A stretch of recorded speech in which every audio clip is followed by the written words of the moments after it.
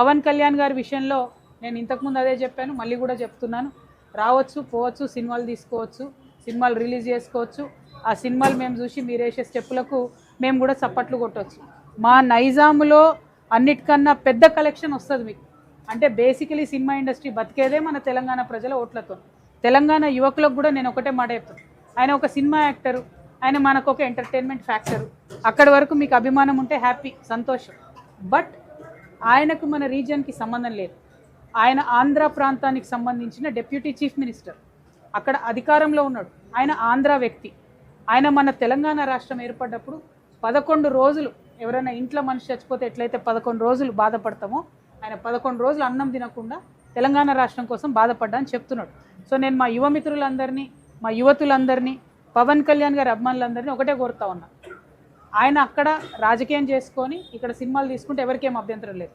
ఇక్కడ రాజకీయం మాత్రం తెలంగాణ బిడ్డలే చేయాలని చెప్పి మేము బలంగా పిడికిలెత్తి కొట్లాడి 1200 మంది బిడ్డలు చనిపోయి ఎంతోమంది ఉద్యమకారులు బలైపోతే వచ్చిన రాష్ట్రం. సో చిన్నపిల్లలుగా, యువకులుగా మీకు ఆ చరిత్ర తెలిసి ఉండకపోవచ్చు, దయచేసి తెలుసుకోండి. వాళ్ళు సినిమా యాక్టర్ల ముసుగులో వస్తారు, తర్వాత మన రాష్ట్రం మీద కబ్జా పెడతారు. అంతకుముందు కూడా అదే జరిగింది. సినిమాల ముసుగులో వచ్చిండ్రు, మీ భాష బాగాలేదు, మా భాష బాగుందని చెప్పి మొదలు పెడతారు. మీరు పుట్టినప్పుడు, ఈ యువతి యువకులు పవన్ కళ్యాణ్ ఫ్యాన్స్ పుట్టినప్పుడు మమ్మల్ని ఏడిపించిర్రు. మేము తెలంగాణ యాసలో మాట్లాడలేని పరిస్థితి ఉండే. అప్పుడు కొట్లాడిన మా యాసలనే మాట్లాడతాం, మా భాషలనే మాట్లాడతామని ఏమన్నారు అప్పట్లో.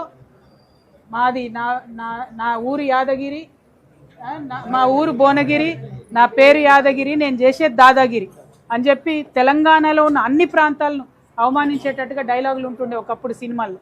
కానీ తెలంగాణ ఉద్యమం తర్వాత సినిమా ఇండస్ట్రీ తెలంగాణ అటువంటి డైలెక్ట్ని హీరోలకు పెట్టడం ప్రారంభించింది. తెలంగాణ భాషలో మాట్లాడడం ఫ్యాషన్ అయింది.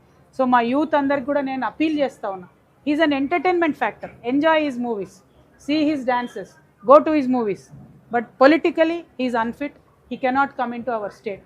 అందుకు మనం కొట్లాడిందే ఆయన కోసం, కొట్లాడిందే ఇట్లాంటి వ్యక్తులను మన దగ్గర రాకుండా ఉండడం కోసం. సో రండి, పోండి, సినిమాలు తీసుకోండి, మేకప్లు చెప్పుకోండి, ప్యాకప్లు చెప్పుకోండి, కానీ మా సెక్రటేరియట్ దిక్కు చూస్తే మాత్రం ఊరుకునేది లేదు.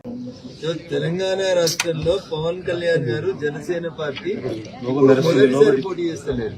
పోయిన ఎన్నికల్లో కూడా మాతో కలిసి తెలంగాణ రాష్ట్ర శాసనసభకు జరిగిన ఎన్నికల లోపల పవన్ కళ్యాణ్ గారి జనసేన పార్టీ 2023 నవంబర్ డిసెంబర్ లో జరిగినటువంటి రాష్ట్ర శాసనసభకు జరిగిన ఎన్నికల్లో కూడా పవన్ కళ్యాణ్ గారు మాతో కలిసి పోటీ చేస్తున్నారు. కాబట్టి కొత్తగా తెలంగాణలోకి జనసేన ఏదో వస్తుంది, ఏదో పోటీ చేస్తుంది అనేటువంటి ఈ అపప్రదలు లేదా కొత్త నినాదాలను ఎవరైతే తెస్తున్నారో వాళ్ళు వాళ్ళ ఉనికికి ప్రమాదం వచ్చిందని భావించి మాత్రమే ఇట్లాంటి కొత్త తరహా ముచ్చట్లు తీసుకొచ్చే ప్రయత్నం చేస్తున్నారు. గతంలో పోటీ చేసిండ్రు, భవిష్యత్తులో పోటీ చేస్తారు. ఈ దేశంలో ఎన్నికల సంఘం చేత గుర్తింపు పొందినటువంటి ఏ రాజకీయ పార్టీ అయినా దేశంలో ఉన్నటువంటి ఏ కార్నర్ లోనైనా పోటీ చేసేటువంటి అవకాశం ఉంది. అందుకనే టీఆర్ఎస్ ని బీఆర్ఎస్ గా మార్చి మహారాష్ట్రకి, ఆంధ్రప్రదేశ్ కి, కర్ణాటకకు పోతే తెలంగాణ ప్రజలు టీఆర్ఎస్ బీఆర్ఎస్ మారంగానే బీఆర్ఎస్ కు సిఆర్ఎస్ ఇచ్చి కంపల్సరీ రిటైర్మెంట్ స్కీమ్ ఇచ్చి పంపిస్తే గౌరవనీయులు చంద్రశేఖర్ రావు గారు పోయి ఫామ్ హౌస్ లో కంపల్సరీ రిటైర్మెంట్ స్కీమ్ తర్వాత రెస్ట్ తీసుకుంటున్నారు.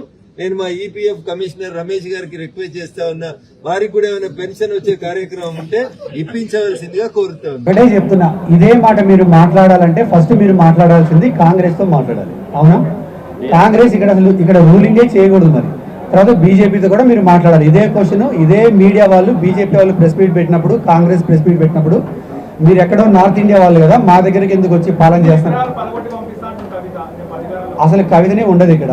నాకు తెలిసి మ్యాక్సిమం 2-3 నెలలు పోద్ది. ఆమెకు ఏంటంటే మార్నింగ్ ఒక అనలిస్టులు ఉంటారు, ఒక 3, వాళ్ళు చెప్తారు, అమ్మ నీ గ్రాఫ్ తగ్గింది, నువ్వు ఈ రోజు పవన్ కళ్యాణ్ గారి గురించి మాట్లాడకపోతే నీ గ్రాఫ్ పెరగదని చెప్తారు. సో ఆమెకి రోజు ఏదో ఒకటి పవన్ కళ్యాణ్ ఆమె గురించి మేము ఇంటర్నల్గా డెసిషన్ ఏం తీసుకున్నామంటే, కవితకి మేము ఎవరు రెస్పాండ్ అవ్వం. ఓన్లీ రెస్పాండ్ అవుతారంటే మా క్యాడర్ అవుతారు, నాయకులు ఎవరు కవితకి రెస్పాండ్ అవ్వరు. ఇది మేము తీర్మానించుకున్నాం పార్టీ తరఫున. ఎందుకంటే అనవసరంగా మేము కవితని పెంచదలుచుకోవట్లేదు. కవిత స్థాయి ఏంటో మాకు తెలుసు.